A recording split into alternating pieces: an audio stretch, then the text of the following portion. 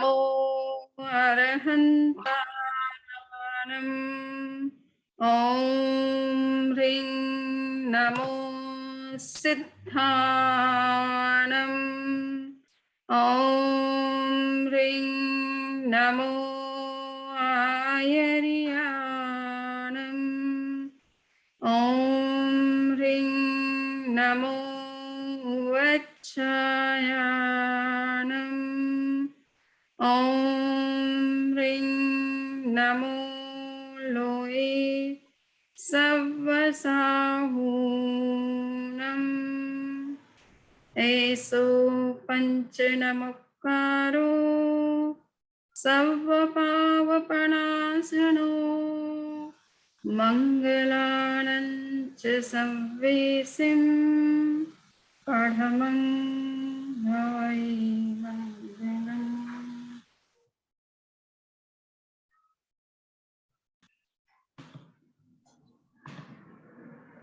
Summary जी, आपका बहुत बहुत स्वागत है। आप अपना स्क्रीन शेयर कर सकते हो और ओके 2 मिनट में है।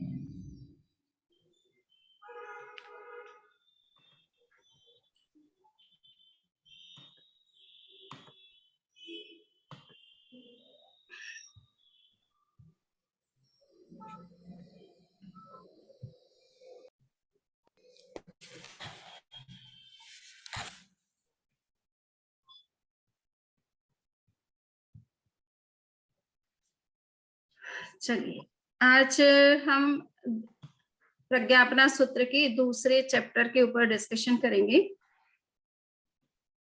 ये स्क्रीन शेयर हो रही है सबको? हाँ समरी जी। ओके, चलिए, तो ये दूसरा चैप्टर है प्रज्ञापना सूत्र का और इस चैप्टर का नाम है स्थान पद कर। स्थान का मतलब है dwelling places of various living beings. इस सृष्टि में जितने भी जीव हैं उनका एक पर्टिकुलर प्लेस भी है और कुछ जीवों का ऐसा है कि वो विश्व में सर्वत्र पाए जाते हैं, पूरे यूनिवर्स में मिलते हैं देखने को। इसलिए आगमों में इस विषय पर भी काफी गहरा विचार किया गया है, कौन से जीव सृष्टि में किस भाग में पाए जाते हैं, कहाँ कहाँ पाए जाते हैं, किस किस रूप में पाए जाते हैं। तो इसकी चर्चा आगमों में बहुत विस्तार से देखने को मिलती है और विशेष रूप से प्रज्ञापना का यह दूसरा पद में आप देखेंगे कि सभी प्रकार के जीवों के स्थान निश्चित स्थान बताए गए हैं और वो स्थान बताने के पीछे के 3 तरीके हैं कि जीवों इस संसार में जितने भी जीव हैं वो सारे यूनिवर्स में कहाँ और किस रूप में पाए जाते हैं। तो वो 3 दृष्टियों से उस पर विचार किया गया है। सबसे पहला है कि स्वस्थान की अपेक्षा से। स्वस्थान का मतलब है कि जहाँ वो पैदा होते हैं, उत्पन्न होते हैं, जन्म से मृत्यु तक जहाँ रहते हैं उस स्थान को स्वस्थान कहा गया है, तो प्लेस ऑफ ऑरिजिन। दूसरा है उपपात स्थान कहा गया। उपपात स्थान का मतलब है कि जीव मृत्यु को प्राप्त करता है तो वो सृष्टि में एक बर्थ प्लेस से दूसरे बर्थ प्लेस पर जब जाता है तो बीच का जो पैसेज है, मार्ग है जाने का, जिसे अंतराल गति हम जैन धर्म के सिद्धांतों के अंतर्गत अंतराल गति के रूप में जिसकी चर्चा करते हैं, तो जीव जब एक गति से दूसरी गति यानी एक बर्थ प्लेस से दूसरे बर्थ प्लेस में या एक जीवन से दूसरे जीवन में प्रवेश करता है तो उस समय वो रास्ते में कहाँ से गुजरता है और कितना पैसेज कवर, कितना स्पेस कवर करता है, तो उस पर भी काफी विचार किया गया है कि जीव की गति किस तरह से होती है और वो किस तरह से स्पेस कवर करता है।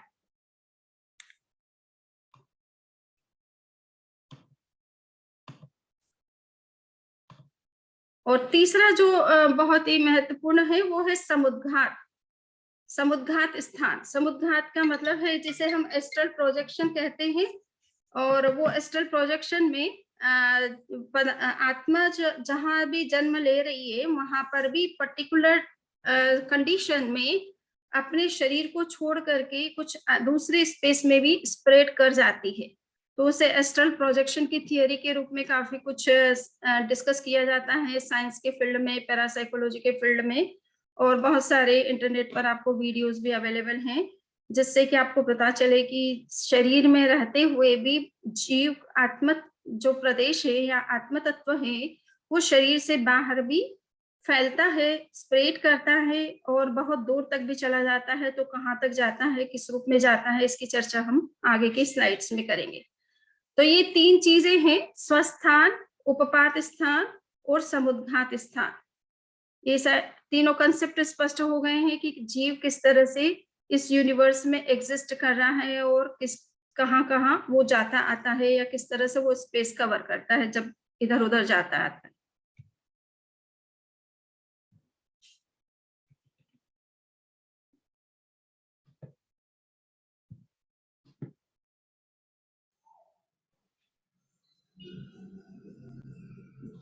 जी ये तो क्लियर है, क्या चीज? ये क्लियर है, आपने जो बताया, आपने पूछा ना ये क्लियर है या नहीं, तो मैं हाँ कह रहा हाँ हूँ नहीं, हाँ बिल्कुल।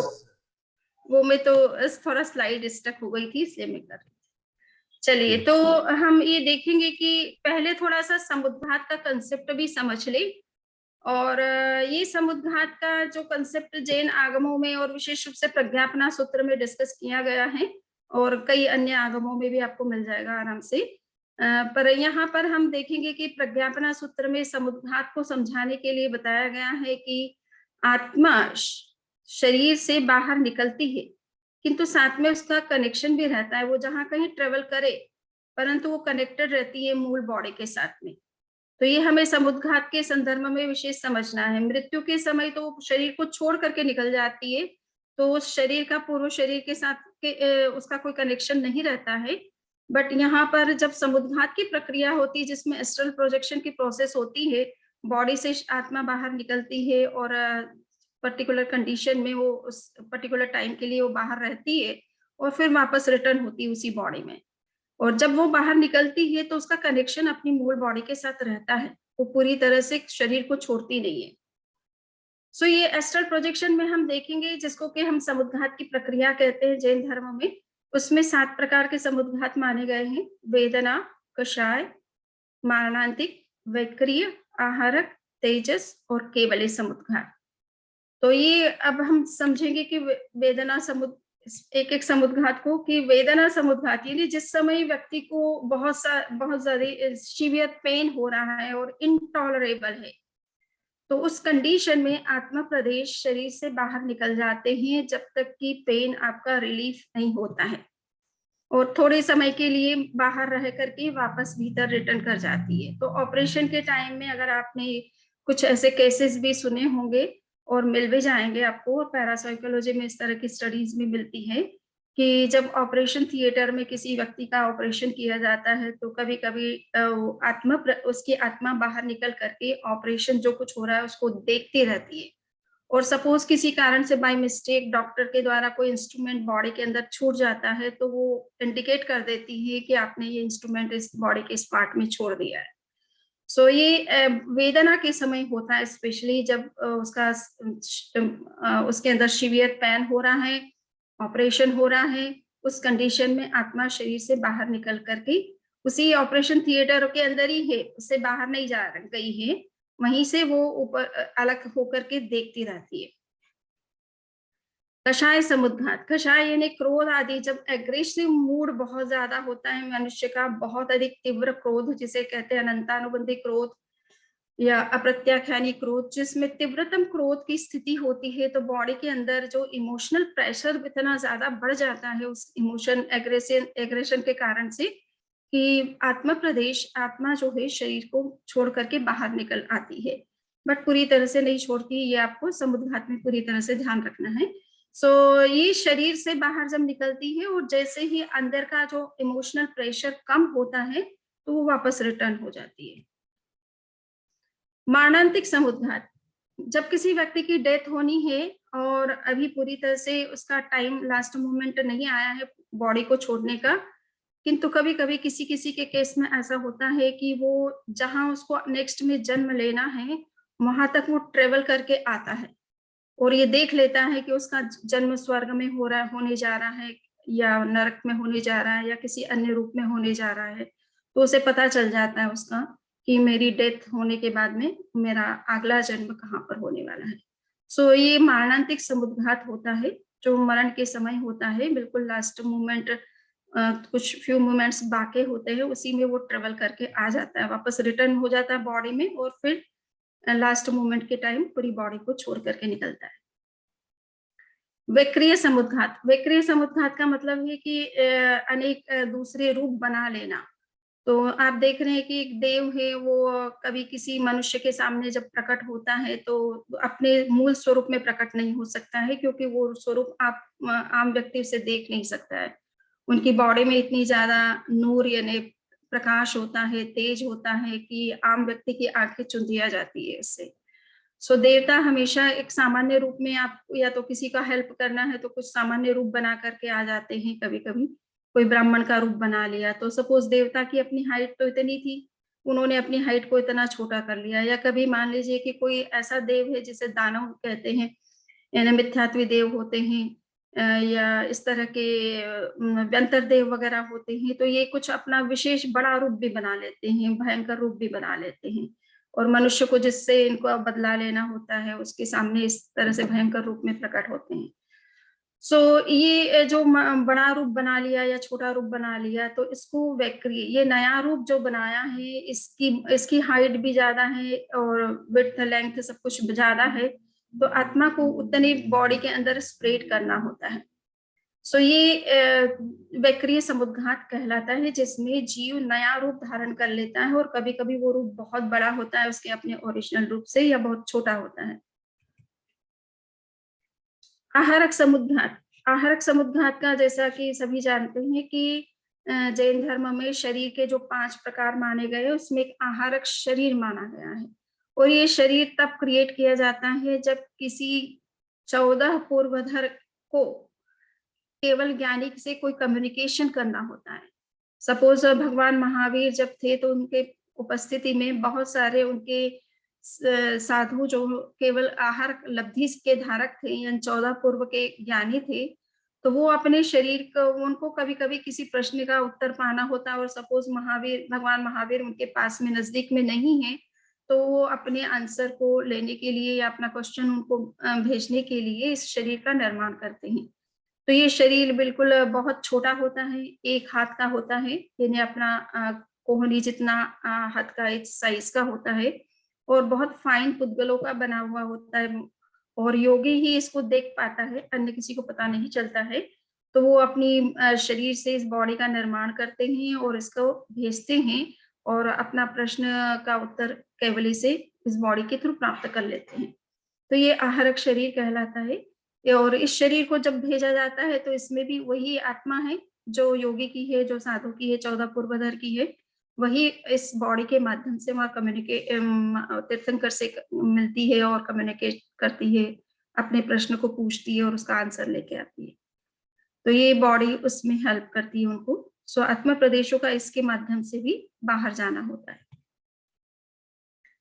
लास्ट है केवली समुद्घात यानी केवल ज्ञानी जब कभी लगता है कि उनका अपनी आयु तो कम है और कर्म, वेदनीय कर्म और अन्य जो कर्म है वो ज्यादा है, तो उसे बैलेंस करने के लिए ये वेदनीय समुद्घात किया जाता है, और उसमें केवल ज्ञानी की आत्मा संपूर्ण विश्व में व्याप्त हो जाती है। तो आप ये देख रहे हैं कि ये लाइट नीचे और ये सब आपको लाइट दिखना है, तो ये आत्मा का प्रक्षेपण हो रहा है, पूरी यूनिवर्स के अंदर प्रक्षेपण हो रहा है, उसका प्रोजेक्शन हो रहा है।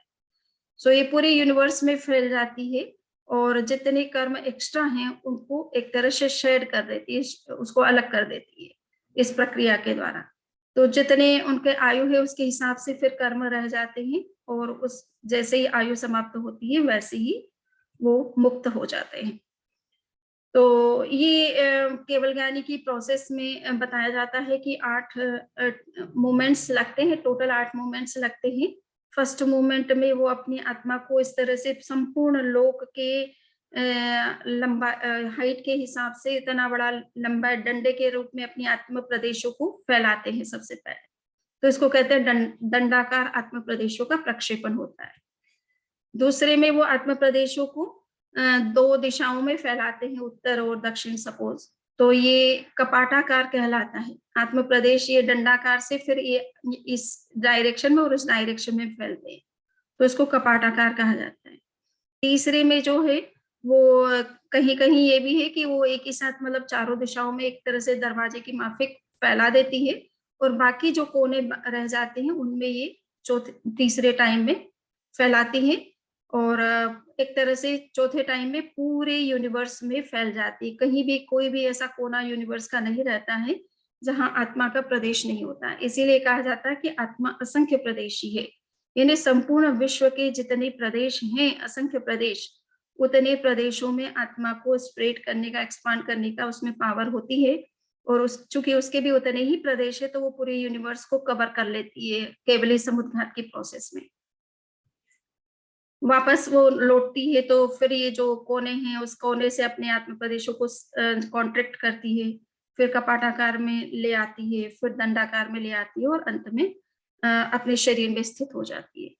तो ये मैंने आपसे बताया कि समुद्घात में किस तरह से आत्मा का बाहर निकलना, बॉडी से बाहर निकलना होता है, जैसे आप आउट ऑफ बॉडी एक्सपीरियंस भी कह सकते हैं। तो generally out of body experience को लोग जानते नहीं है कि किस किस रूप में होता है, बट ये एस्ट्रल प्रोजेक्शन से हमें पता चलता है कि आउट ऑफ बॉडी एक्सपीरियंस जो है 7 प्रकार से हो सकता है और 7 कंडीशन में हो सकता है। सो ये समुद्घात कहलाता है। तो इस समुद्घात में आप देखेंगे कि जीव किस तरह से समुद्घात प्रक्रिया से कहाँ तक ट्रेवल करते रहते हैं, कहाँ तक स्प्रेड होते हैं।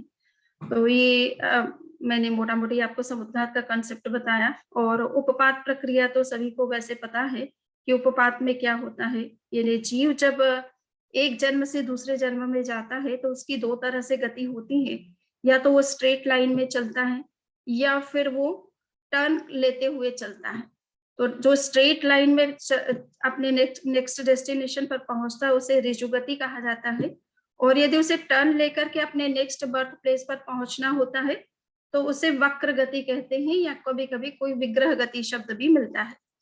सो वक्र गति और ऋजु गति, ये 2 गति से जीव चलता है जब डेथ के बाद में नेक्स्ट से बर्थ प्लेस पर पहुंचना होता है।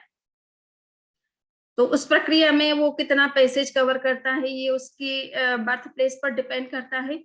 कि किसी का मान लीजिए कि इसी मनुष्य के रूप में उसकी डेथ हुई और मनुष्य के रूप में उसी गांव में उसका जन्म हो गया, तो वो ज्यादा ट्रेवल नहीं करेगा। वो बस मान लीजिए कि एक घर में उसका डेथ होती है, दूसरे घर में उसका जन्म होता है, तो उतना सही पैसेज उसको कवर करना है। और किसी का अगर मान लीजिए कि जन्म डेथ तो हुई इंडिया में और जन्म अमेरिका में हो गया, तो वो उतना ट्रेवल करेगा। किसी का जन्म अगर नरक में हो गया तो वो नरक की दूरी जितनी है उसकी वहां उतना ट्रेवल करेगा। किसी स्वर्ग में जन्म हुआ, देवलोकों में जन्म हुआ, तो वो वहां तक ट्रेवल करेगा। सो ट्रेवल करने का जो पाथ है उसका, वो उस डिपेंड करेगा कि उसका नेक्स्ट बर्थ प्लेस कहाँ है और उसको पहुंचने में कितना स्पेस कवर करना है। तो यहाँ पर जस्ट आपको बता रहे कि प्रज्ञापना सूत्र में सभी जीवों के संदर्भ में इन तीनों दृष्टियों से विचार किया गया है कि वो जीव कहाँ उत्पन्न होते हैं और जन्म से मृत्यु तक कहाँ रहते हैं, प्लस वो जब समुद्घात करते हैं तो वो किस तरह से समुद्घात की स्थिति में वो यूनिवर्स में कहाँ देखे जा सकते हैं। और यदि वो डेथ के बाद में अपने बर्थ प्लेस पर जा रहे हैं तो उसे उपपात प्रक्रिया कहते हैं। तो उपपात की प्रोसेस में वो किस तरह से ट्रेवल करते हैं। तो ये बात इन सभी प्रसंगों में यहाँ बताई गई है। सो सबसे पहले हम बात कर रहे हैं पृथ्वी का एक जीव के बारे में बात कर रहे हैं।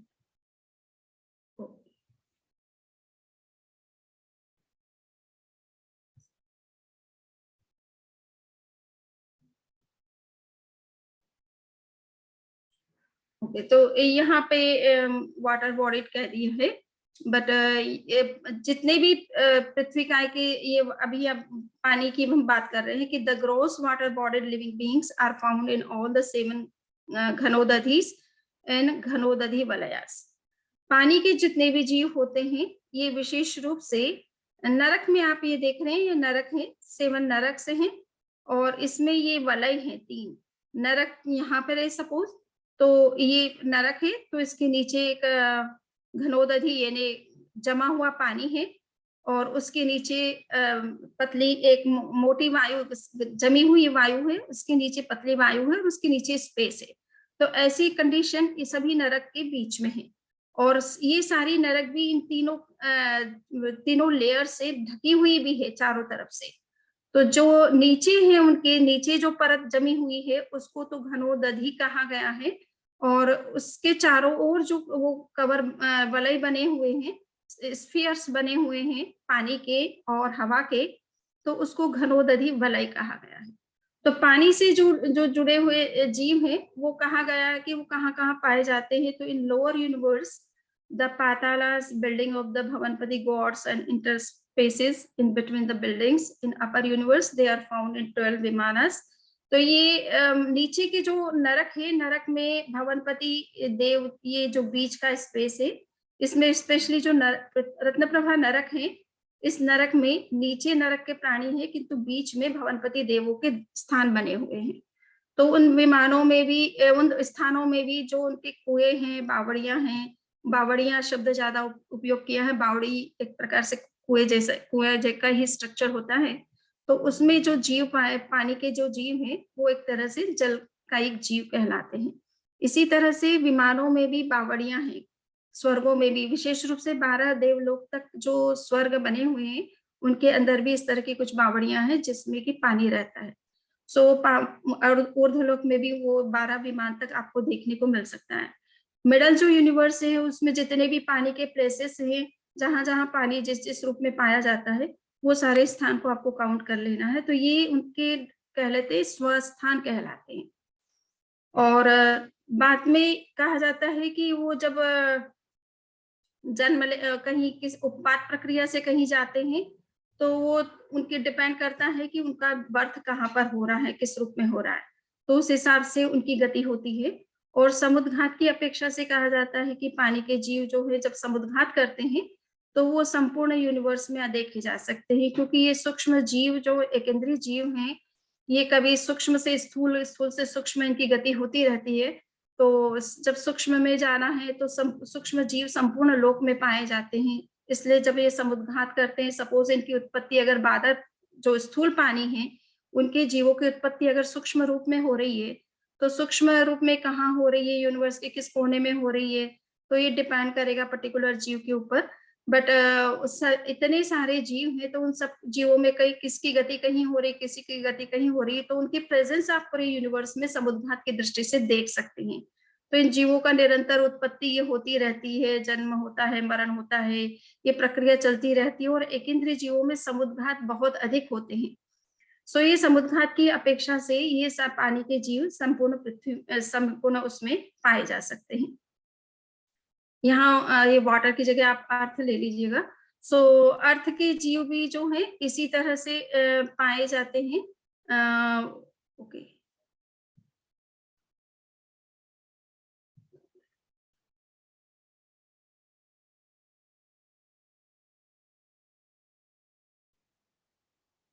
एयर बॉडीड जीवों के बारे में है कि वायु के जीवों की उपस्थिति इस विश्व में कहाँ कहाँ है। तो ये कहा है कि घनवात वलय, और इसी तरह से तनुवात और तनुवात वलय, ये साथ साथ माने गए हैं, क्योंकि सातों नरकों के नीचे इस तरह के ये वलय बने हुए, ये स्फीयर, ये सतह बनी हुई है घनी वायु की, सघन वायु की और थीन वायु की। 2 परतें हर नरक के नीचे हैं और उनके चारों ओर भी इस तरह के वलय बने हुए हैं, सघन वायु के और हल्की वायु के। तो ये सारे वलयों में तो ये वायु के जीव आपको देखने को मिलेंगे ही। और मिडल यूनिवर्स में जितने भी आपको लगता है कि यूनिवर्स में जहां-जहां कहीं और कोई तत्व नहीं है, खाली स्थान है, तो वहां पर निश्चित रूप से वायु पाई जाती है।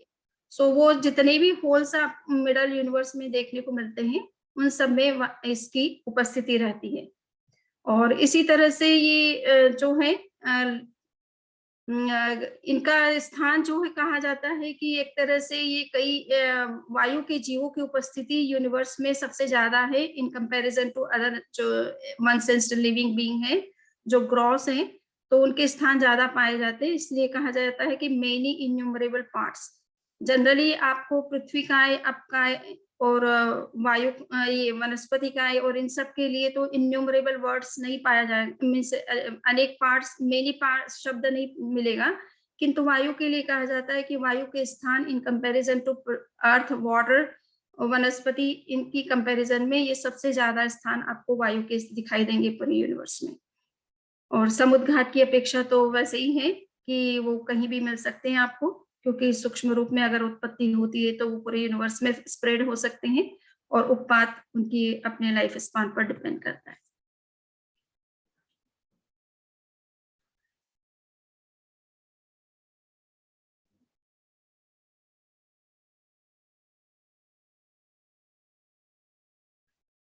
अब हम इसी तरह से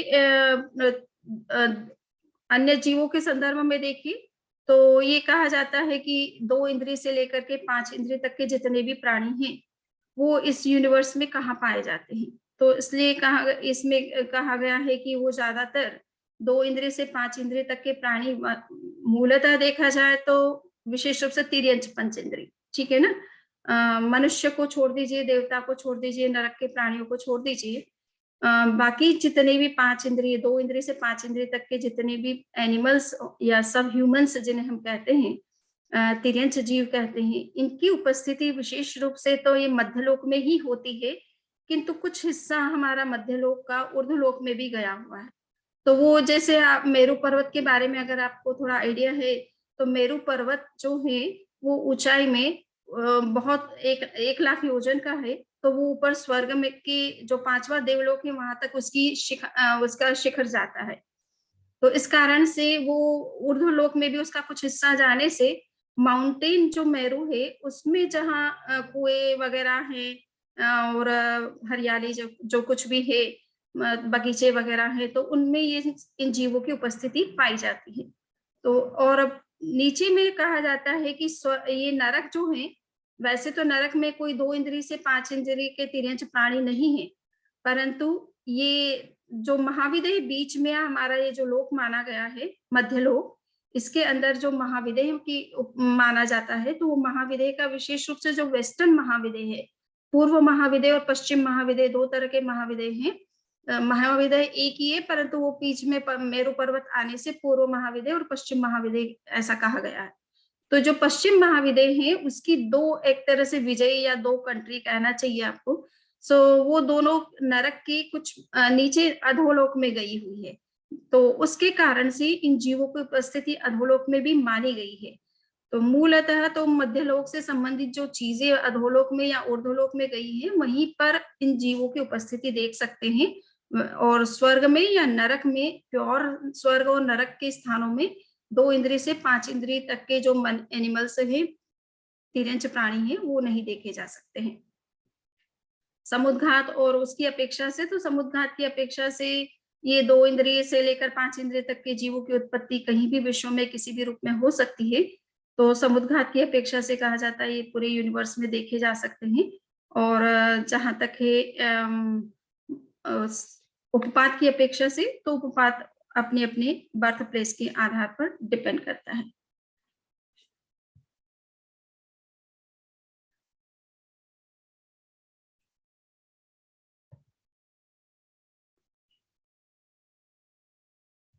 बीच में कुछ और आ गया। एक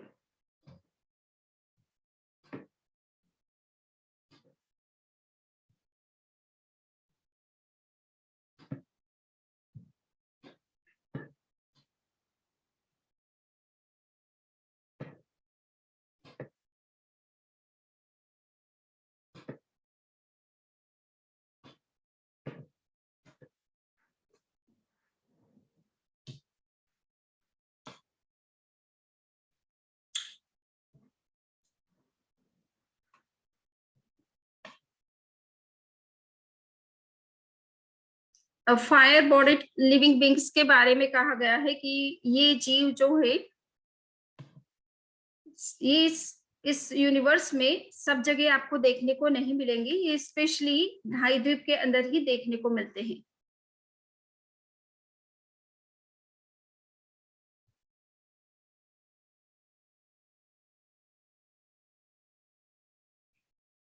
या इस थोड़ा सा कुछ प्रॉपर नहीं हो रहा है।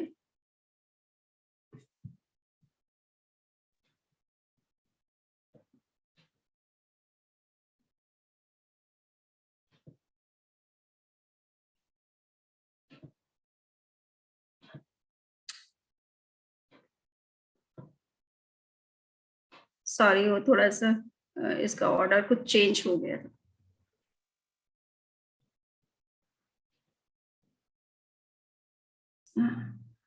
ये अर्थली लिविंग बींग्स के बारे में जो स्लाइड है ये पहले निकल गई थी उधर में। सो इसके बारे में भी कहा जाता है कि जितने भी अर्थली लिविंग बींग्स है, मीन्स पृथ्वी काय से संबंधित जीव हैं, ये विशेष रूप से हमारे यूनिवर्स में नीचे में सारे जितनी भी 7 प्रकार की नरक मानी गई है, ये सारे नरक में एक तरह से पृथ्वीकाई जीव हैं ही।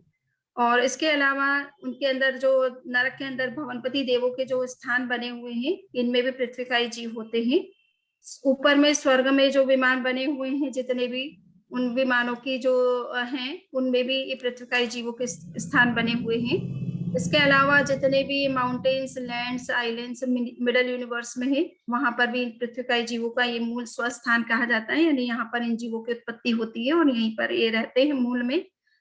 और जब इनका ये समुद्घात होता है, तो समुद्घात में ये पूरे यूनिवर्स में कहीं भी इनका जन्म, ये जहाँ कहीं इनकी गति होनी है नेक्स्ट में, तो उस हिसाब से ये पूरे यूनिवर्स में देखे जा सकते हैं। और उत्पाद की अपेक्षा इनका अपना जिसका जैसा बर्थ प्लेस है, उसके हिसाब से ये जीव यूनिवर्स में देखने में आते हैं।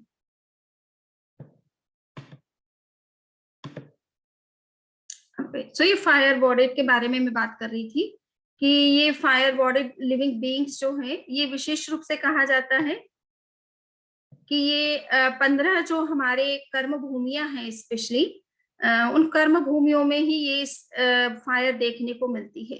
जिसे हम जिस आग को हम जलाते हैं या जिसके द्वारा हम कुछ भी कुकिंग वगैरह करते हैं, तो इस तरह की जो बादर अग्निकायक जीव जिनको हम कहते हैं, ये सारे इस 15 कर्म भूमियों में ही देखने को मिलते हैं। और महाविदेह, विशेष रूप से महाविदेह जो 5 महाविदेह माने गए हैं, 5 जो भरत क्षेत्र माने गए और 5 ऐरावत क्षेत्र माने गए, ये ऐसे 15 कर्म भूमियां कही जाती है। तो विशेष रूप से अग्नि आपको इसी जगह इन्हीं 15 क्षेत्रों में देखने को मिलती है। परंतु भरत और ऐरावत क्षेत्र में हमेशा अग्नि आपको देखने को नहीं मिलती है। कुछ ऐसा समय काल भी आता है जब अग्नि का अग्नि प्रकट नहीं होती है। और अगर जैन धर्म के इतिहास को आपने सुना है, तो भगवान ऋषभ के समय में जब अग्नि प्रकट हुई थी, तब से ये अग्नि का उपयोग होना शुरू हो गया था, किंतु उससे पहले अग्नि का अस्तित्व उस रूप में पृथ्वी पर नहीं देखा गया था। सो कहने का मतलब है कि 15 कर्म भूमियों में हर समय अग्नि नहीं मिलती है। कुछ समय ऐसा कालखंड ऐसा आता है जब ये अग्नि यहाँ दिखाई नहीं देती है, और प्राय करके तीसरे आरे या चौथे आरे के आसपास में, तीसरे आरे के एंड में अग्नि का आविर्भाव होता है। तो ये अग्नि का एक जीव 15 कर्म भूमियों में विशेष रूप से भरत और ऐरावत में पर्टिकुलर टाइम में दिखती है, और हर समय ये नहीं मिलती है। किंतु महाविदेह में आप हमेशा देख सकते हैं, अग्नि के अनेक स्थान देखे जा सकते हैं। तो जहां कहीं जिस किसी रूप में अग्नि का प्रयोग किया जाता है, वो सारे उनके अपने स्थान हैं जहां इन अग्नि का एक जीवों की उत्पत्ति होती है, और समुद्घात और उसकी अपेक्षा ये पूरे यूनिवर्स में जा सकते हैं। तो सूक्ष्म रूप में ये 5 स्थावर के जीव कहा जाता है कि ये संपूर्ण यूनिवर्स में पाए जाते हैं। किंतु स्थूल रूप में जो जीवों की बात हो रही है, वो पर्टिकुलर प्लेसेस पर पाए जाते हैं और हर जगह आपको देखने को नहीं मिलते हैं। तो ये सभी 5 स्थावरों की एक ही कहानी है कि सूक्ष्म रूप में वो सभी जगह पूरी यूनिवर्स में मिल सकते हैं। उनका समुद्घात भी जो है संपूर्ण यूनिवर्स में हो सकता है, उनका उपपाद भी संपूर्ण यूनिवर्स में हो सकता है। और उनके प्लेसेस भी पूरा यूनिवर्स है, वो यूनिवर्स के किसी भी कोने में ये पांचों सूक्ष्म जीव पृथ्वी काय, अपकाय, तेजस काय, वायु काय और वनस्पति काय के देखे जा सकते हैं। बट स्थूल रूप में ये पर्टिकुलर जगह में हमें देखने को मिलते हैं। तो किस तरह से मिडल यूनिवर्स में कहाँ-कहाँ मिलते हैं, अपर यूनिवर्स में कहाँ-कहाँ मिलते हैं और लोअर यूनिवर्स में कहाँ-कहाँ मिलते हैं।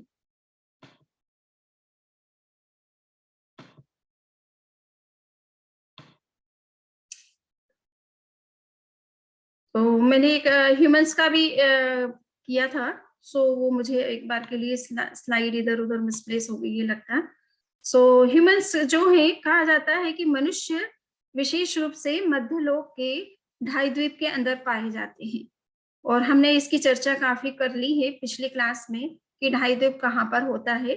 तो पूरा मध्यलोक कहा जाता है कि असंख्य द्वीप और समुद्रों से मिलकर बना हुआ है। और सबसे सेंटर में जो है वो ढाई द्वीप आता है। तो सबसे सेंटर में हमारा जम्बू द्वीप है, जम्बू द्वीप के बाद में लवण समुद्र है, उसके बाद में धातकी खंड है, उसके बाद में कालोदधी समुद्र है, उसके बाद एक पुष्कर द्वीप का आधा हिस्सा है जहां मनुष्य पाए जाते हैं। सो मनुष्यों की उपस्थिति विशेष रूप से ढाई द्वीप के अंदर होती है, उससे बाहर आपको मनुष्य देखने को नहीं मिलते हैं। हाँ, समुद्र घाट की अपेक्षा से और कहा जाता है कि उपपात की अपेक्षा से अगर उनका जन्म किसी लोअर योनि में होता है या एकेंद्रीय जीवों में होता है, तो वो वहां पर पूरे यूनिवर्स में उनकी उपस्थिति देखी जा सकती है। और विशेष रूप से केवल समुद्र घाट के समय में मनुष्य जो है वो संपूर्ण यूनिवर्स में देखे जा सकते हैं। तो संपूर्ण यूनिवर्स में विशेष रूप से कब देखे जा सकते हैं, तो उसके लिए कहा गया कि केवल जब समुद्घात करते हैं तो वो अपनी आत्मा को संपूर्ण यूनिवर्स में फैलाते हैं। और अपनी आत्मा का जब संपूर्ण रूप में विस्तार करते हैं तो वो पूरे तरह से विश्व में हर कोने में, हर जगह, हर प्रदेश पर फैल जाते हैं, व्याप्त हो जाते हैं। और उसी समय मनुष्य की उपस्थिति संपूर्ण विश्व में देखी जा सकती है। बाकी सामान्य स्थिति में वो अपने शरीर के प्रमाण ही अपनी आत्मा का विस्तार होता है, हमारी आत्मा का विस्तार होता है, चाहे मनुष्य हो, चाहे कोई भी प्राणी हो। सामान्य स्थिति में वो अपने शरीर के अंदर ही रहता है, किंतु ये स्पेशल स्थिति होती है समुद्र घाट की या उपपात की स्थिति, उसमें जरूर वो आपको यूनिवर्स से में बॉडी से बाहर दूसरे किसी स्थान पर भी देखने को मिल सकते हैं। तो ये मैंने आपको मोटा मोटी चर्चा की। यहाँ पर एक जस्ट मैं बीच में एक ये स्लाइड इधर हो गई थी, तो उसमें तेजस शरीर के बारे में बताया गया है कि तेजस शरीर का भी एक के समय भी एक समुद्घात होता है। तो तेजस शरीर का मतलब है कि हमारे अंदर की जो बायो इलेक्ट्रिक बॉडी है उसके दो रूप बनते हैं। एक रूप तो है कि अनिस्सरण बॉडी होती है जो कि हमारे शरीर के अंदर ही रहती है और शरीर की क्रियाओं का संचालन करती है, जैसे भोजन डाइजेस्ट करना है या हमारी शरीर में जो दीप्ति कांति प्रकाश दिखता है तो उसको मेंटेन करना और बॉडी के जो भी फंक्शन है उन फंक्शन को जो है करने में हेल्प करना। सो वो बायोइलेक्ट्रिक जो बॉडी है वो हमारे अंदर ही काम कर रही है, किंतु एक बायोइलेक्ट्रिक बॉडी हमारे अंदर जो विशेष साधना से या रिद्धि सिद्धि प्रकट होने से, वो हमारे अंदर तेजोलब्धि प्रकट होने से इस तरह की एक शरीर हमारे अंदर बायोइलेक्ट्रिक जो पावर होती है वो जिसका कि हम प्रोजेक्शन बाहर की तरफ कर सकते हैं। तो आप ये देख रहे हैं कि भगवान महावीर के सामने गौशालक जो उनके शिष्य बने थे और उनसे ये तेजोलेशा किस तरह से बनती है, प्रकट की जाती है, इसके लिए क्या साधना होती है, उन्होंने भगवान महावीर से सीखा था कि तेजोलेशा कैसे प्रकट की जाती है। और फिर जब वो भगवान महावीर से अलग हो गए थे तो उनके विचार मतभेद होने से वो महावीर के ऊपर ही उन्होंने उस तेजोलेशा का प्रयोग कर दिया था। तो आप ये देख रहे हैं कि बायोइलेक्ट्रिक बॉडी है जिसे निस्सरणात्मक बायोइलेक्ट्रिक बॉडी कहते हैं, जिसका वो प्रयोग महावीर के ऊपर कर रहे हैं। और भगवान महावीर उसके कारण से उनका शरीर में एक तरह से झुलस गया था और ब्लड का मोशन भी होने लगा था। तो ये 6 महीने तक इस तेजोलेशा के प्रयोग का भगवान महावीर के शरीर पर प्रभाव रहता है। तो ये शरीर से जब निकल रही है तो इसके साथ में आत्मा प्रदेश भी बाहर निकलते हैं और इसलिए ये तेजोलेशा, इसको तेजस समुद्घात कहते हैं। तो ये ऐसा भी संभव है कि हमारे अंदर की जो बायोइलेक्ट्रिक बॉडी है जब हम उसको बाहर उसका प्रोजेक्शन करते हैं तो उसके साथ आत्मा प्रदेश भी बाहर आकर के किसी व्यक्ति का नुकसान भी कर सकते हैं। और कहा जाता है कि ये तेजो शक्ति हमारे अंदर इतने रूप में भी, इस रूप में भी हो सकती है कि 16.5 देशों को जलाने की शक्ति इसके अंदर होती है। इतनी ये भयंकर शक्ति मनुष्य के अंदर पाई जा सकती है। तो इसके लिए विशेष साधना की जाती है, उस साधना से इस तरह की शक्ति मनुष्य के अंदर प्रकट होती है। तो मैंने आज मोटा-मोटी रूप में ये बताने की कोशिश की है कि इन जीवों का ये जो जितने भी प्रकार के जीव माने गए हैं, 5 प्रकार के स्थावर जीव माने गए हैं और 2 इंद्रिय से लेकर के 5 इंद्रिय तक के जीव जो माने गए हैं, उन सब जीवों का विश्व में कहाँ किस रूप में उपस्थिति होती है या देखी जा सकती है, उसकी चर्चा प्रज्ञापना सूत्र के इस द्वितीय अध्याय में की गई थी और इसी के साथ ये चैप्टर ऑलमोस्ट में फिनिश होता है।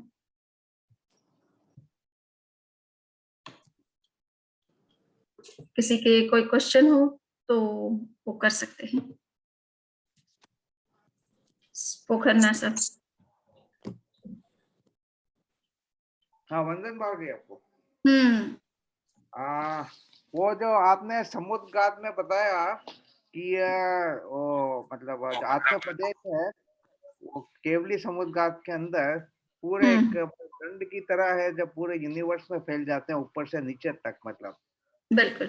बाद में आपने कहा कि वो कपाट के रूप में मतलब फिर एक्सपांड होते हैं, मतलब यस। ठीक है।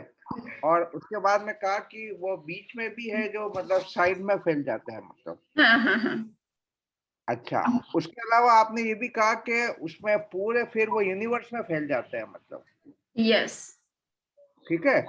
हाँ तो अब जो सिद्ध शिला की जो बात की गई है, वो हाँ। सिद्ध शिला उसमें वो अपने टॉप वाले में होती है या पूरे जो ब्रह्मांड है उसके चारों तरफ होती है सिद्ध शिला? अब सिद्धशिला और आप ये जो केवली समुद्र घाट की बात कर रहे हैं, ये तो 2 अलग-अलग चीजें हैं। नहीं, जब केवली समुद्र घाट हो गया और हाँ। आत्म प्रदेश पूरे ब्रह्मांड में फैल गए, यस। तो क्या इसका अर्थ हम ये मान सकते हैं कि जो सिद्ध शिला है वो हाँ। पूरे यूनिवर्स के चारों तरफ है या केवल बीच में जो स्तंभ है उसके टॉप पर ही है सिद्ध शिला? क्योंकि दूसरी बुक्स में लिखा है कि सिद्ध शिला केवल वो उसके टॉप पे है, लेकिन अगर पूरे यूनिवर्स में फैल गई, आत्म प्रदेश फैल गए, तो उसका अर्थ होगा कि जो सिद्ध शिला उस पूरे यूनिवर्स के चारों ओर है, मतलब। तो अब एक बात ये समझना है कि केवली जब समुद्घात कर रहे हैं तो वो अभी तो सदेह हैं, शरीर धरती के ऊपर है, अभी मुक्त नहीं है वो। नहीं, होने के बाद में नहीं सपोज होने हो गया पूरा। नहीं, जब वो मुक्त हो जाते हैं तो उनके आत्म प्रदेश पूरे यूनिवर्स में फैले हुए नहीं रहते। वो केवली समुद्घात की जो प्रोसेस करते हैं जिसमें उनको कर्मों का बैलेंस करना होता है मुक्त होने के लिए, तो वो बैलेंसिंग प्रोसेस है जो कि 8 मूवमेंट के लिए होती है, यानी 1 मिनट भी नहीं लगता है और वो अपनी बॉडी के अंदर रिटर्न हो जाते हैं। तो जब वो मुक्त होंगे तब तो बॉडी की साइज में होंगे और वो उसका भी बॉडी का भी 2/3 साइज रह जाएगा उनका जब वो मुक्त होते हैं और उस रूप में वो मोक्ष में जाते हैं। अच्छा, नहीं तो एक मिनट, तो उस केस में क्योंकि केवली पूरा होने के बाद में 8 कर्म कट जाते हैं तो शरीर भी नहीं रहता है, मतलब। शरीर भी नहीं रहता है। तो उस केस में जो आत्म प्रदेश की स्थिति बनती है वो उस केस में क्या वो पूरे ब्रह्मांड के चारों ओर होते हैं, मतलब उसका स्प्रेड, मतलब जो यानी देखिए, पहली बात, हाँ, एक बात समझ लीजिए कि बिना कर्म और शरीर के सहयोग के आत्म प्रदेश न तो स्प्रेड होते हैं न कॉन्ट्रैक्ट करते हैं, वो जिस साइज में होते हैं उसी साइज में रहते हैं। आत्मा एक्चुअल में इमूवेबल है, उसमें कोई एक्सपांशन और कॉन्ट्रैक्शन वैसे नहीं है, किंतु कर्म शरीर के योग से वो एक्सपांशन या कॉन्ट्रैक्ट करती है। जब कर्म शरीर छूट गया तो उसका एक्सपांशन भी नहीं होता, उसका कॉन्ट्रैक्शन भी नहीं होता है, वो जिस स्टेट में है उसी स्टेट में रहती है हमेशा के लिए। तो उनका लास्ट में 2/3 भाग रह जाता है, मीन्स बॉडी साइज का भी 2/3 भाग आत्म प्रदेश रह जाते हैं और उसी साइज में वो हमेशा मोक्ष में रहती है और उसी रूप में यहाँ से धरती से ऊपर की तरफ उठ करके मोक्ष जाती है। उस समय आत्मा प्रदेश स्प्रेड करने का उनको चांस ही नहीं, क्योंकि कर्म शरीर छूट गया, कर्म शरीर के योग से वो सारा स्प्रेड करती थी। तो आखिर में जाकर डॉक्टर सुरेंद्र जी एक मिनट।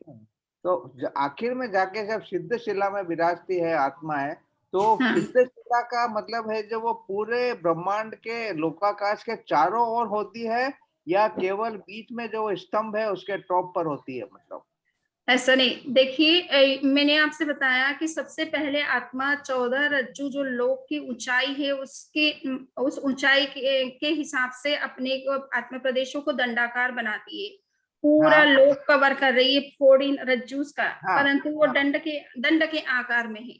हम्म। दूसरे समय में वो दोनों तरफ फैलती है, अपने आत्म हम्म प्रदेशों को फैलाती है। तो हम्म किसी शास्त्र के हिसाब से किसी ग्रंथ में ये भी रेफरेंस है कि वो चारों तरफ माने चारों डायरेक्शन में फैलाएगी अपना, तो उसको हम्म दो कपाट की संज्ञा भी दे सकते हो, हम्म आपको उस रूप में भी दे सकते हो। तीसरे हम्म आकार में जनरली श्वेतांबर शास्त्रों में उसको पहले कहा जाता है कि दूसरे समय में तो वो कपाट की तरह दो दिशाओं में फैलाती है, तीसरे समय में वो दो अन्य दिशाओं में फैलाती है जिसे मंथनाकार कहा जाता है, और चौथे समय में जितना भी स्पेस अब बाकी रह गया उसमें पूरी में स्प्रेड हो जाती है, तो चौथे समय में पूरे यूनिवर्स को कवर कर लेती है।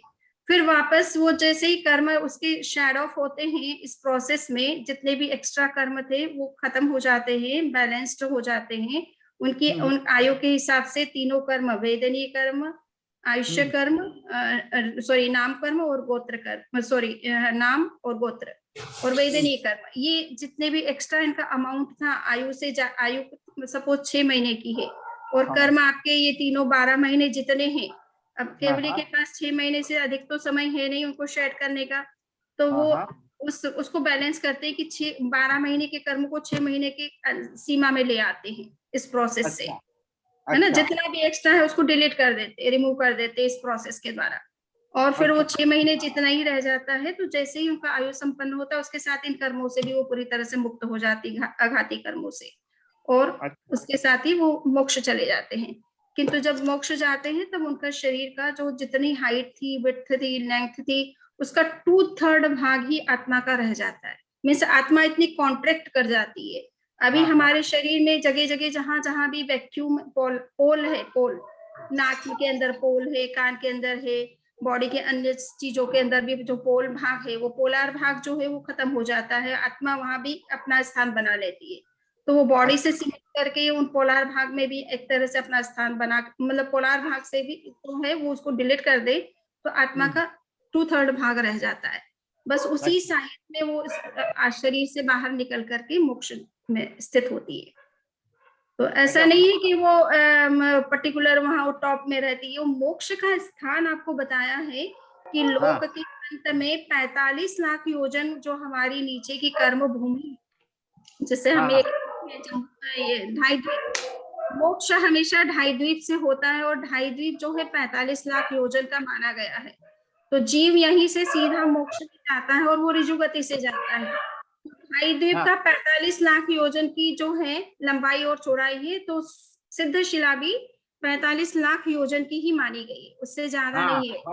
और वो यूनिवर्स के टॉप पर है, वो यूनिवर्स के टॉप पर है और अर्ध चंद्राकार आपको दिखाई देता है, तो वो सफेद बहुत फाइन मैटर की बनी हुई है, सो वो उसी शेप में वो 45 लाख योजन की ही है, उससे ज्यादा नहीं। तो अपन ये कह सकते हैं कि सिद्ध शिला की साइज है वो 45 लाख योजन की है, ऐसा कह सकते हैं? हाँ कह सकते हैं, 45 लाख योजन वो मतलब लंबी चौड़ी है, ठीक है ना, जितना हमारा नीचे का ढाई द्वीप है उसी साइज उसी लंबाई चौड़ाई की वो सिद्ध शिला भी है, क्योंकि मोक्ष जब जीव कोई भी प्राप्त करता है तो वो हमेशा ऋजु गति से चलता है, तो वो इधर उधर कहीं वो नहीं टर्न नहीं करता है, तो जहां से भी उसका मोक्ष हो रहा है उसी स्ट्रेट लाइन में वो मोक्ष में स्थित होता है, यहाँ से ढाई द्वीप से, तो इसलिए वो स्ट्रेट लाइन में उसे जाना है, तो पृथ्वी भी वहां वहां होनी चाहिए जहां जहां से जीव मोक्ष हो रहा है। वो भी 45 लाख दूसरा ये था, एक मिनट, ये दूसरा ये था कि आपने कहा था कि या तो सीधी गति में जाती है आत्मा एक पॉइंट से दूसरे पॉइंट तक, या है जो मतलब तीसरी गति से जाती है तो वो टेढ़ी मेढ़ी होके जाती है, तो टेढ़ी मेढ़ी क्या है कि एक लाइन में जाएगी फिर दूसरी लाइन को पकड़ लेगी फिर तीसरी लाइन में जाएगी, लेकिन वो कर्वी लीनियर नहीं होती है, मतलब सर्कुलर या ऐसी नहीं होती है, मतलब कर्व पार्ट जो इसी जैसे इसी हाँ, इसीलिए कहा जाता है कि जीव जब शुद्ध रूप में चलता है या जिस किसी रूप में भी चलता है या परमाणु भी जो होता है, वो हमेशा उनकी गति अनुश्रेणी गति होती है। अनुश्रेणी गति है ना, वो स्ट्रेट लाइन में ही चलते हैं। अगर हाँ। सपोज उन्हें टर्न भी लेना पड़े तो वो उस पॉइंट पे जाकर के वहां से इस तरह से Sharp turn चलेंगे कि वो भी स्ट्रेट ही होना चाहिए, उनका पॉइंट स्ट्रेट में ही होना चाहिए। तो जहां तक जाना वहां से चले गए, फिर उस पॉइंट से वो स्ट्रेट लाइन लेकर के नेक्स्ट डायरेक्शन में जा सकते हैं।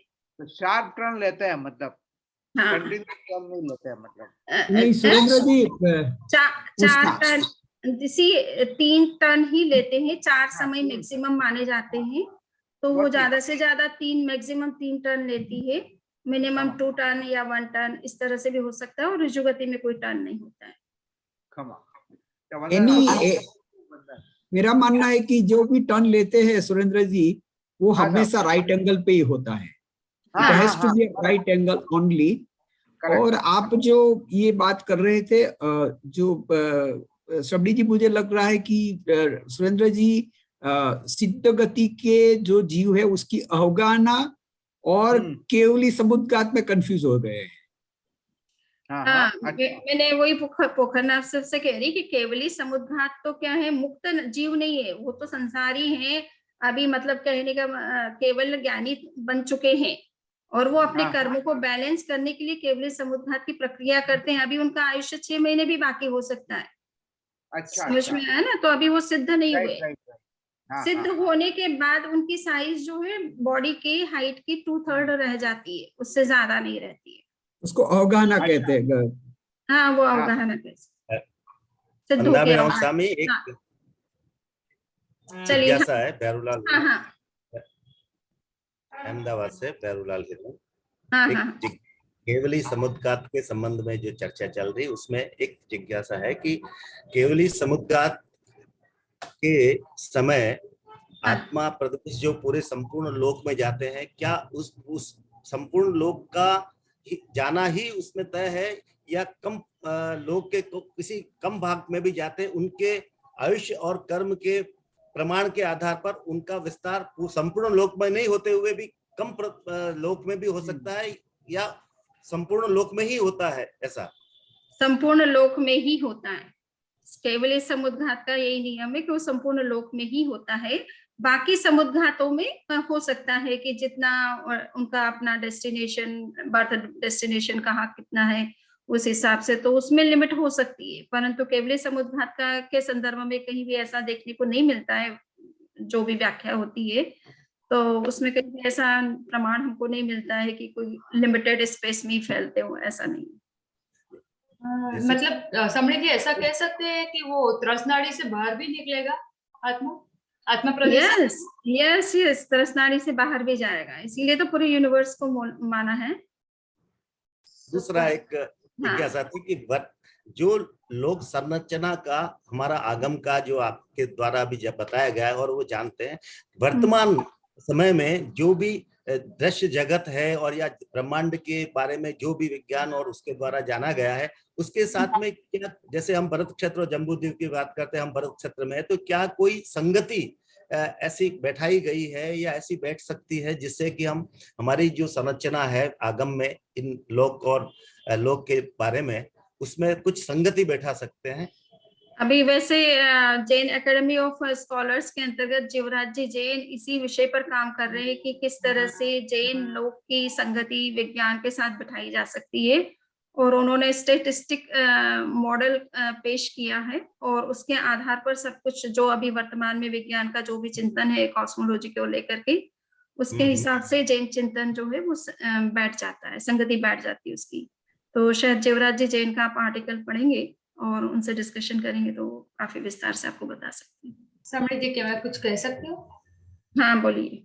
हाँ बैरूलाल जी, आपको अगर आप अहमदाबाद में ही हो और हमारा ये जैन एकेडमी ऑफ स्कॉलर्स और science and spirituality research institute जो है वो विजय क्रॉस रोड पे ही है, तो आप हमारी ऑफिस हमें कांटेक्ट कर सकते हो। हाँ पोखरना साहब और भंडारी साहब के साथ हाँ, और हमसे जुड़ भी सकते हो, हमसे जुड़ भी सकते हो। पहले जुड़ा नहीं पर यूट्यूब पे देखता रहता हूँ। मेरा पोखड़ा साहब आपको ज्यादा बता सकते हैं। पोखड़ा साहब आप बताइए।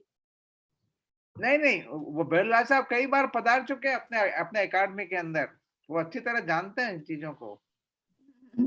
और नहीं तो समझ हाँ, जेएस की वेबसाइट पर भी सारे वीडियोस अवेलेबल हैं, जीवराज जी जैन का भी लेक्चर है, तो उन्होंने काफी नए ढंग से उसको प्रेजेंट किया है। मैथमेटिकल तरीके से हम उस चीज की संगति बिठा सकते हैं, क्योंकि प्राचीन समय में एक तरीका नहीं था किसी भी चीज को एक्सप्लेन करने का, और विशेष रूप से लोकाकृति है और कर्म थियरी है, इसको डिस्कस करने के लिए मैथमेटिक्स का ही सपोर्ट विशेष रूप से लिया गया है शास्त्रों में। पर वो मैथमेटिकल एक्सप्लेनेशन तो छूट गया, और हमने जो लोक के आकार को अभी एक तरह से ज्योग्राफिकल दृष्टि से देखना शुरू कर दिया और उसी तरीके से समझते हैं, और इसीलिए संगति नहीं बैठ पा रही है। तो उन्होंने उसको मैथमेटिकल तरीके से किस तरह से उसको संगति बिठाई जा सकती है, इसके ऊपर काफी गहराई से काम किया है और काफी अच्छे से डिस्कशन भी किया है अलग अलग आचार्यों के पास में जाकर के। स्कॉलर्स जो मुनि महेंद्र कुमार जी जैसे जो जिन्होंने यूनिवर्स पे काम किया है, तो वो उन सब से बात करके उन्होंने एक सर्वसम्मति से एक मॉडल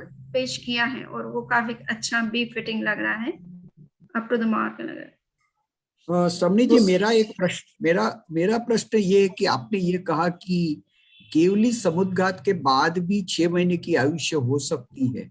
मेरा मानना तो ऐसा है कि जब ये आयुष्य का कर्म खत्म होने वाला है, उस समय पे अपने जो नाम कर्म, वेदनीय कर्म और गोत्र कर्म का जो भी भाग बाकी है, उसके लिए आत्मा समुद्घात करता है, तो वो अंत समय में ही होना चाहिए। मेरा मानना ऐसा है, क्योंकि समुद्घात तो एक समुद्घात के बाद तो उसने सब कर्म को खपा दिया, इसके लिए तो वो समुद्घात करता है।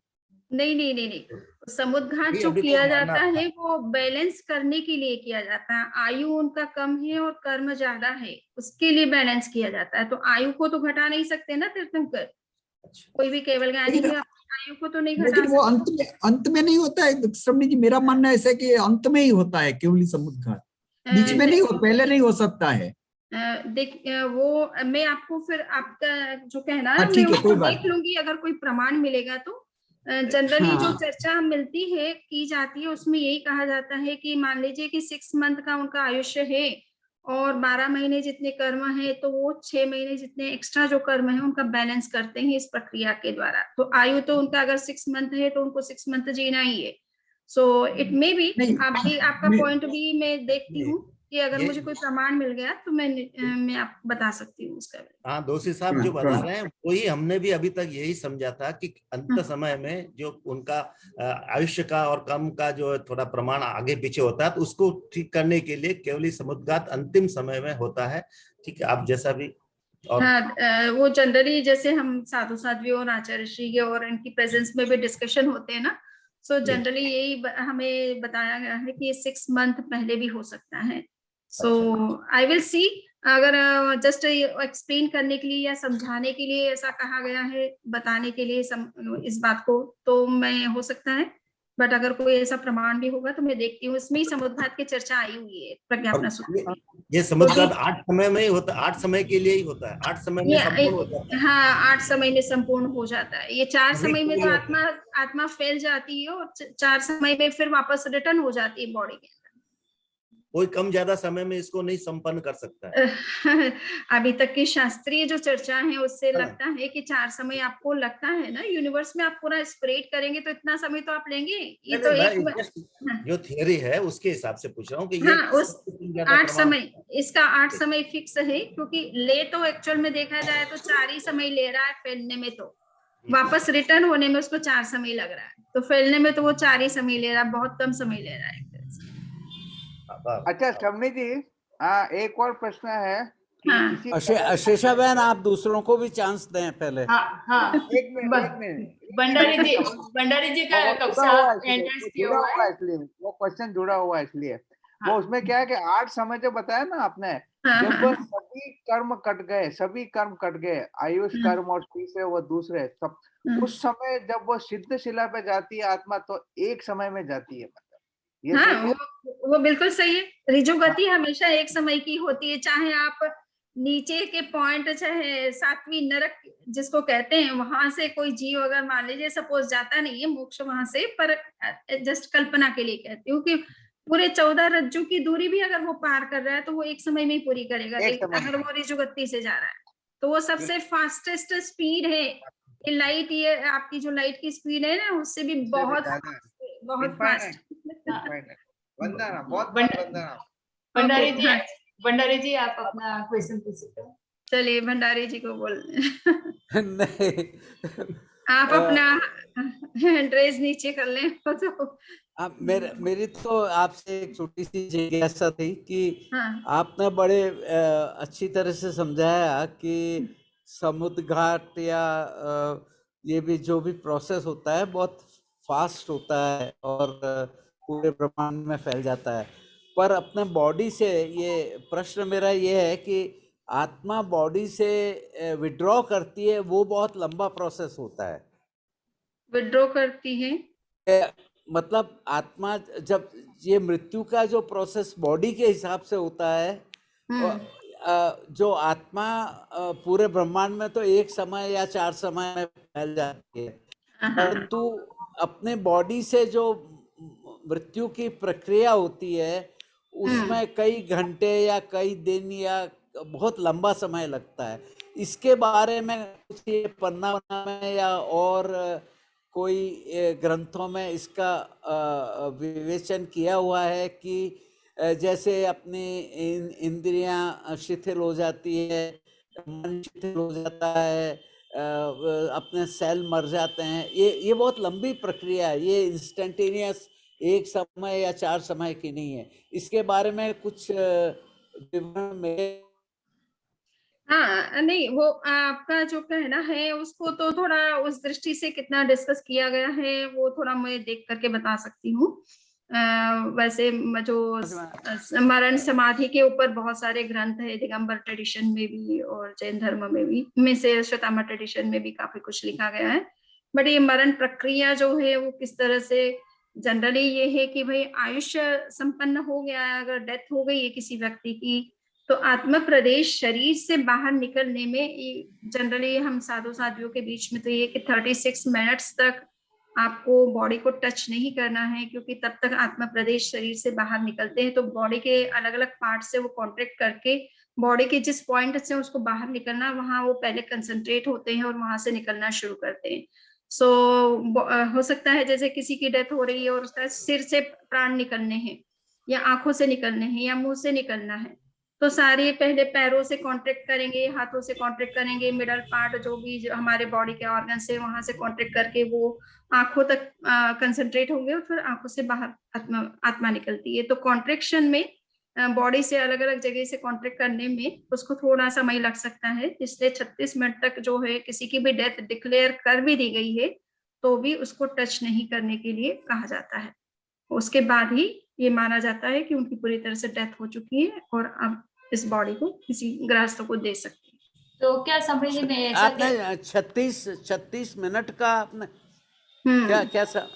ये 48 मिनट्स का था पहले, 48 मिनट का कहा जाता था पहले। अभी तक मैं आपको फिर भी कंफर्म करके नेक्स्ट लेक्चर में बताऊंगी, क्योंकि साधु साधियों के बीच में जो हमारा ट्रेडिशन है आज भी कि वो डेथ होने के बाद में 36 मिनट्स तक तो हम लोग भी टच नहीं करते। सपोज उनका कपड़ा चेंज करना है, कुछ नई ड्रेस उनको पहनाना है, तो ये करके हम मान लीजिए गृहस्थ को डेड बॉडी को देते हैं, तो वो 36 मिनट के बाद ही हम उनको टच कर सकते हैं, उनका कपड़ा वपड़ा जो भी नया पहना है, जो भी प्रोसेस है हमारी ओर से प्रक्रिया करनी है तो वो हम तभी करते हैं। समझ जी, 48 मिनट मेरा का समय प्रश्न ये था, मेरा प्रश्न ये था, मतलब 48 मिनट के अंदर आप बॉडी को एक पर्टिकुलर शेप में जिस तरह से बिठाना चाहते हो बिठा दे, उसके बाद बॉडी जो है ना हार्ड हो जाती है, तो वो कहा जाता है कि 48 मिनट तक वो बॉडी थोड़ी फ्लेक्सिबल रहेगी और उसके बाद में उसको करेंगे तो वो थोड़ी हार्ड हो जाएगी, तो फिर उसको उस रूप में बिठाना मुश्किल होगा, तो वो ध्यान जरा के बाद में सौंपते हैं ना अभी साधु साधियों की जो भी मतलब जैसे मेरा तो कहना है कि टच करना एक तरह से कि 36 मिनट तक हम टच नहीं करते हैं, बाद में उनको कपड़ा वपड़ा पहना करके और 48 मिनट तक सपोज उनको दे देते हैं, ताकि उस टाइम के अंदर ही उस बॉडी को एक पर्टिकुलर पोजीशन में बिठाना चाहे तो बिठा सकते हैं। 36 मिनट में सभी आत्म प्रदेश उससे निकल जाते हैं। ठीक हाँ है? अभी हाँ यही परंपरा है, और इसलिए मानना ये कुछ चीजें ट्रेडिशनली चली आ रही है ना, और शास्त्रों में कहाँ क्या इसका प्रमाण है वो मैं मुझे मिलेगा तो मैं जरूर बताऊंगी, बट अब कुछ चीजें परंपरा से चली आ रही है, आगे से आगे वो श्रुतानुश्रुतिक परंपरा भी चलती है ना, कि पुराने साधु साध भी इसी तरह से करते रहे हैं, या तीर्थंकरों के समय भी इसी तरह से हुआ है, तो आगे से आगे वो ट्रेडिशन चलती है। नहीं, मेरा निवेदन था कि ये जो 36 या 48 मिनट या जो भी समय है, हाँ। इसमें क्या प्रक्रिया होती है शरीर में, इसके बारे में कहीं विवरण मिलेगा, या आप इसके बारे में एक क्लास लेंगी, ले सकती हैं कभी, तो वो हाँ, बहुत तो अच्छा, मुझे वो समझना था उसके लिए क्योंकि थोड़ा सा मुझे स्पेशल स्टडी करनी पड़ेगी, क्योंकि इस तरह की प्रक्रिया के बारे में कहीं कुछ ऐसा पढ़ने में मेरे का जनरली नहीं आता है। स्थानांक सूत्र में एक बात जरूर कही गई है, सपोज कि मृत्यु होती है तो बॉडी के किस पार्ट से मृत्यु हो रही है उसके आधार पर उसकी गति का पता चलाया जा सकता है। यानी वो जीव नरक में जाने वाला है, तिर्यंच में जाने वाला है, मनुष्य में आने वाला है, या मोक्ष उसका मोक्ष होना है, या देवगति में जाने वाला है, तो बॉडी के किस पार्ट से आत्मा बाहर निकल रही है उसके आधार पर उसके नेक्स्ट डेस्टिनेशन का या नेक्स्ट पोजीशन जो स्थिति है उसका पता चला सकते हैं। तो थोड़ा मोटा मोटी इस तरह की बातें आती है, पर आप जो पूछना चाह रहे हैं, जानना चाह रहे हैं, वो मैं देखती हूँ कि कहाँ मिल सकता है।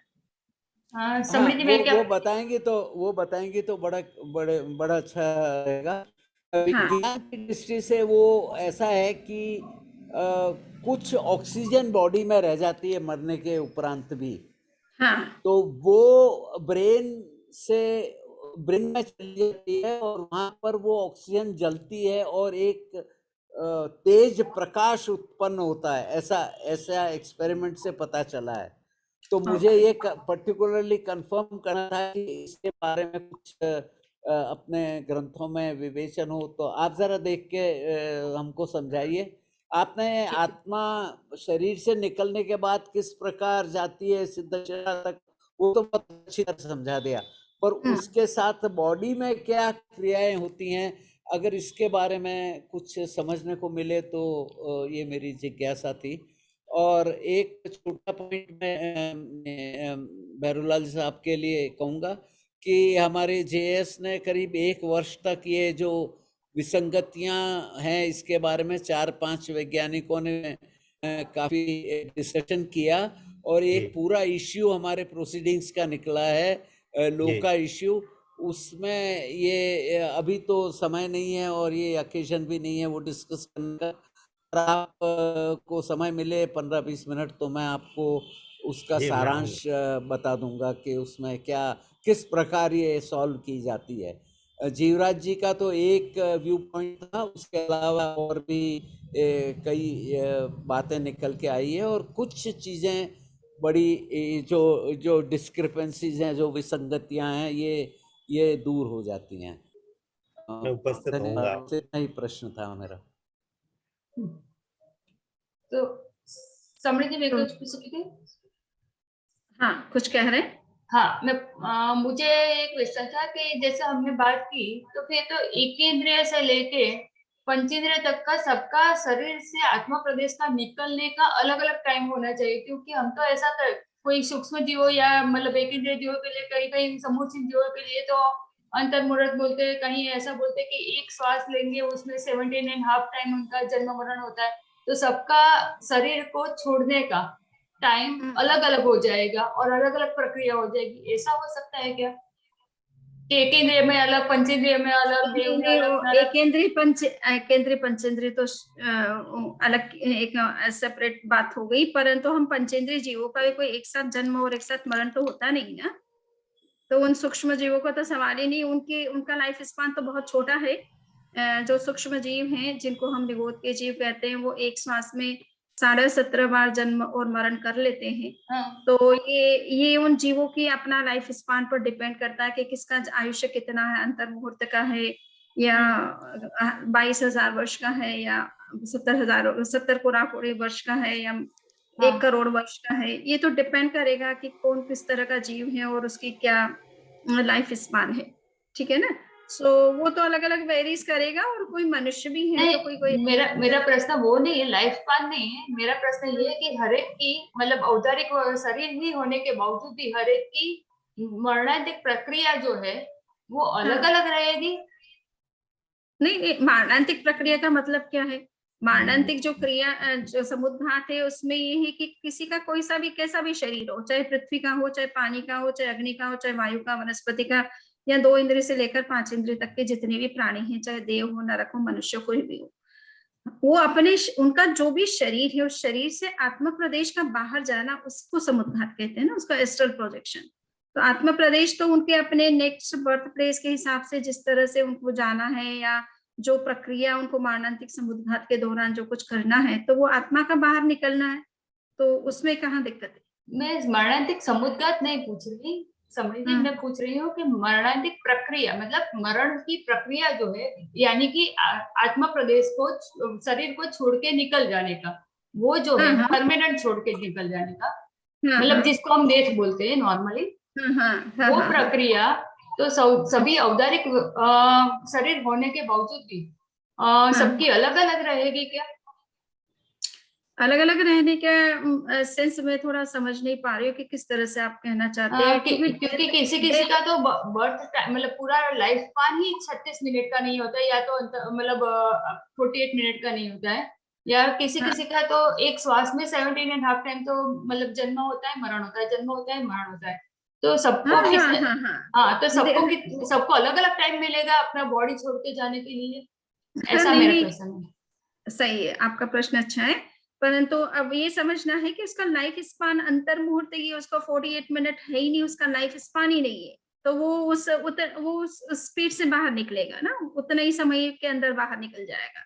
हम मनुष्य की बात कर रहे हैं कि आत्म प्रदेश कभी कभी जो है बॉडी से निकलते हुए, जैसे भंडारी साहब का ये पूछना है ना कि बॉडी के पहले सेल्स डेड होते हैं, फिर टिश्यूज डेड होते हैं, फिर मान लीजिए ऑर्गन्स डेड होते हैं, फिर ब्रेन डेड होता है, तो ऐसा प्रोसेस तो ह्यूमन बींग्स में या इस तरह के स्थूल जीवों में थोड़ा इस तरह का प्रोसेस हो सकता है। इसी वजह से ये एक ट्रेडिशन है कि 36 मिनट्स तक उसको वेट करिए कि वो पूरी तरह से डेथ हो जाने के बाद ही उसको टच करिए, नहीं तो वो डेथ की प्रोसेस में बहुत पेन होता है जीव को, और उस कंडीशन में अगर आप उसे टच करते हैं तो उसको और ज्यादा वेदना होती है। सो उसको किसी तरह का कष्ट न हो, इसलिए उसको टच नहीं करना चाहिए। धन्यवाद समृद्धि। और किसी के कोई क्वेश्चन?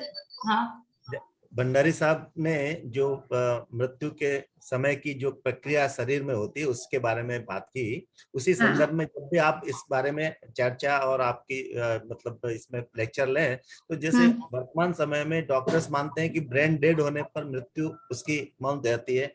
ये मैंने एक जो है इससे इनसे भी पूछा था कि वास्तव में ब्रेन डेड होने पर मृत्यु कर लेते समझ लेते हैं, परंतु होती है या नहीं, परंतु वो नहीं तो कितने दिन तक रखेंगे उनको। तो मृत्यु का जो है, हृदय बंद होने से मृत्यु है, ऑक्सीजन श्वास बंद होने से मृत्यु है, ब्रेन डेड होने से मृत्यु है। तो मृत्यु का वास्तविक स्वरूप क्या है कि क्या होने से उसको हम मृत्यु कह सकते हैं? हम ब्रेन डेड व्यक्ति को 2 दिन 4 दिन अपने वेंटिलेटर पर रखने के बाद में उसको डिक्लेयर कर देते हैं कि नहीं अब घर वाले हम आप ले जाइए, परंतु क्या वास्तव में ब्रेन डेड व्यक्ति मृत्यु कहलाती है, या हार्ट बंद होने पर मृत्यु कहलाती है, या श्वास नहीं लेते हैं तो भी शरीर पूरा श्वास लेता है, केवल नासिका से श्वास नहीं होता है, पूरा शरीर भी श्वास लेता है।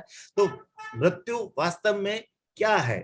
ब्रेन डेड मृत्यु है, श्वास का रुकना मृत्यु है, हार्ट का रुकना मृत्यु? जब भी आप ले आगे इस बारे में थोड़ा सा आपका जो है बहुत अच्छा, हाँ बहुत अच्छा क्वेश्चन है। सो इसके ऊपर थोड़ा सा अच्छा है स्टडी करेंगे। और दिगंबर का एक ग्रंथ है भगवती आराधना, और लगभग उसका हमने भगवान महावीर इंटरनेशनल रिसर्च सेंटर के अंतर्गत उस प्रोजेक्ट को करवाया था, उस पर काम करवाया था, तो 1000 पृष्ठ में उसका ट्रांसलेशन हुआ है, जस्ट मरण प्रक्रिया को लेकर के 1000 पृष्ठ का। और उदयपुर के ये जो स्कॉलर है उनका नाम अभी मुझे याद नहीं आ रहा है, सो बहुत ही सुंदर ट्रांसलेशन किया है, इतना मैथोडिकल ढंग से उन्होंने काम किया है, और वो 1000 पृष्ठ का वॉल्यूम बन गया है। तो कहने का मतलब है कि ये मृत्यु की आराधना के ऊपर दिगंबर ट्रेडिशन में 2, 3, 4 ऐसे बहुत ही अच्छे ग्रंथ लिखे गए हैं। हो सकता है कि वहां इस तरह की सब चर्चाएं अपने को मिल जाए, कुछ पॉइंट्स, सो उसके आधार पर फिर कुछ डिस्कशन कर सकते हैं। यदि हाँ, समय वो बहुत नहीं अच्छा हो तो- रहेगा। क्योंकि बुद्ध धर्म की मैंने पुस्तकें पढ़ी और हिंदू धर्म की, उनमें तो ये प्रक्रिया कई दिनों तक चलती है या और बहुत लंबी वैसे होती है और बड़े विस्तार से लिखा गया है। तो वैसा मुझे जैन ग्रंथों में नहीं मिला। ये नहीं, मैं आप- मृत्यु के ऊपर है तो काफी ग्रंथ है, अच्छे ग्रंथ है, पूरे के पूरे ग्रंथ मृत्यु के ऊपर ही लिखे गए हैं। वो उसको मुझे देखना पड़ेगा, मुझे भी स्टडी करना पड़ेगा थोड़ा उन ग्रंथों की, तभी कुछ अपन डिस्कशन कर सकते हैं। और यूं एक सामान्य सिद्धांत तो ये है कि जन्म के साथ ही मृत्यु शुरू हो जाती है। ठीक तो है। हर मोमेंट के साथ आप कहीं ना कहीं हमारे शरीर के अंदर इस तरह का एंट्रोपी चल रहा है, जिससे कि डेथ की तरफ हम आगे बढ़ते रहते हैं। तो कहना चाहिए कि जन्म के फर्स्ट मोमेंट से लेकर के साथ ही डेथ का प्रारंभ भी हो जाता है। अब वो किस रूप में होता है वो अपने को समझना है।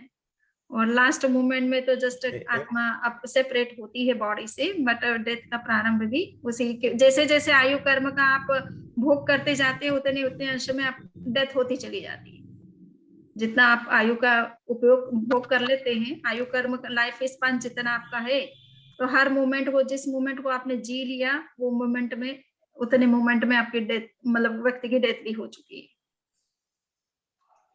तो वो एक सिद्धांत है, एक फिलोसॉफिकल व्यू है कि डेथ का प्रारंभ कोई लास्ट मोमेंट में नहीं होता है, वो तो जन्म के साथ ही शुरू हो जाता है, उसकी जन्म शुरुआत के साथ ही स्टार्ट हो चलिए तो हमारे बीच डॉक्टर हाँ समीर जी, आप कुछ कह रहे थे? हाँ नहीं, किसी को कुछ कहना है तो बताइए। हमारे बीच डॉक्टर विपिन जी है, तो क्या उनसे हमें कुछ इस बारे में वो कुछ कहना चाहेंगे? डॉक्टर विपिन जी। मैं ये ब्रेन डेथ की तो बात कर सकता हूँ, because you know when we declare the person having a brain death, that means the brain is not going to control heart and lungs for a longer time, and that's why that person is 100% going to die, and we can keep him on ventilator for maximum 72 hours to 96 hours, and then we withdraw the ventilation. So death to us is definitely brain death and cessation of the heart and the cessation of the respiratory system, but that doesn't match with our Jain philosophical thought at all.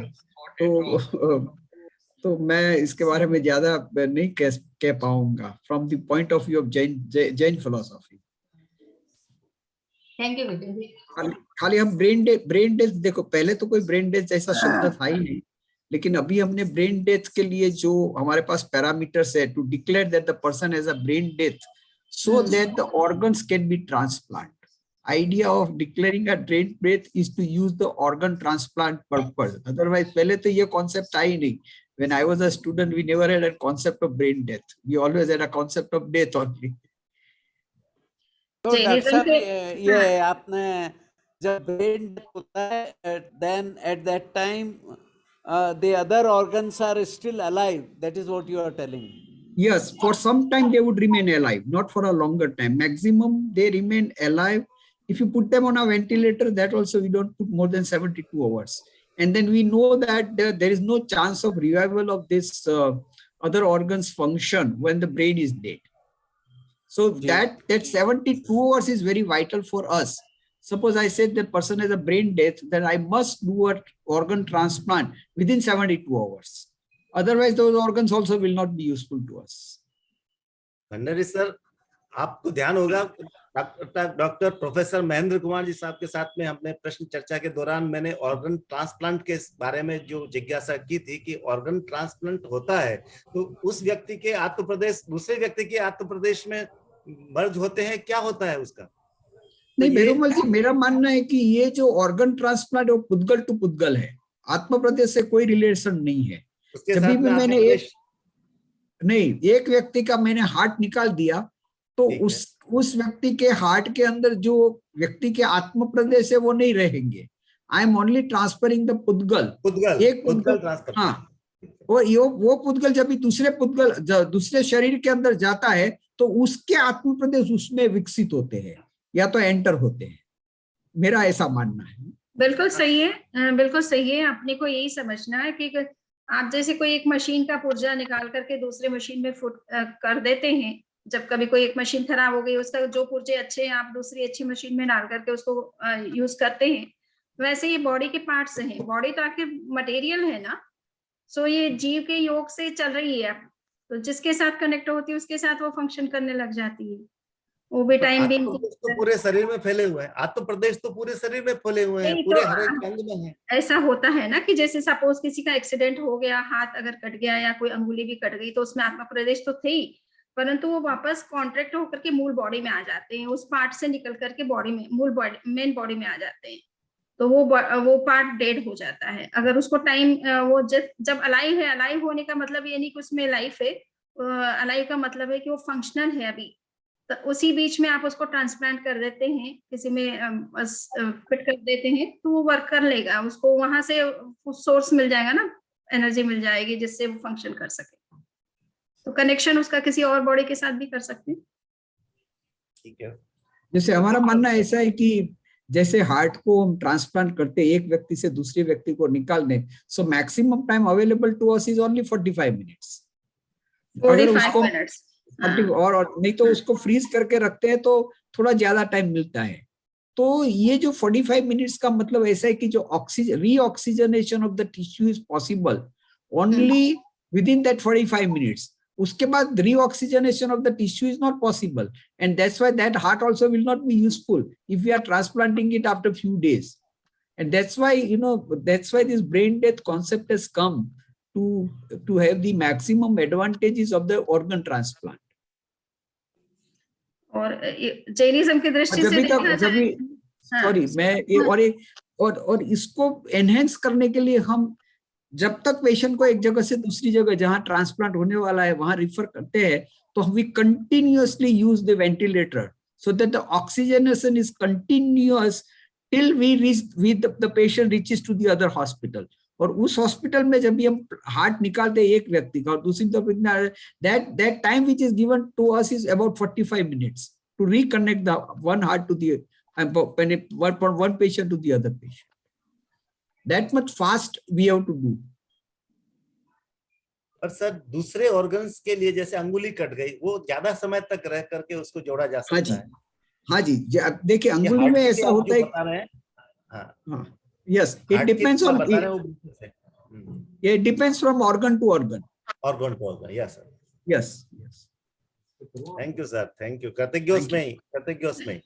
बहुत बहुत धन्यवाद विपिन जी। हाँ, वो आज का आज presentation में क्या वो थोड़ा ऑटोमेटेड होने से ना कुछ उसमें चेंजेस हो गया, वो अपने आप चेंज हो गया। So any how I couldn't. बहुत अच्छा रहा, फिर भी बहुत अच्छा रहा। नहीं, बहुत बढ़िया रहा, बहुत बढ़िया रहा। नहीं, वो जिस ऑर्डर में मैंने बनाया था ना वो चेंज हो गया बाय मिस्टेक, और कुछ ऑटोमेटेड है, ये थोड़ा फॉर्मेट मैंने लिया तो उसमें वो रीशफल नहीं हो पाया पूरी तरह से। तो एनी हाउ मैंने थोड़ी बहुत बातें उसके माध्यम से कहे तो, बट स्लाइड्स थोड़ी गड़बड़ थी, सो आई विल रिप्लेस इट।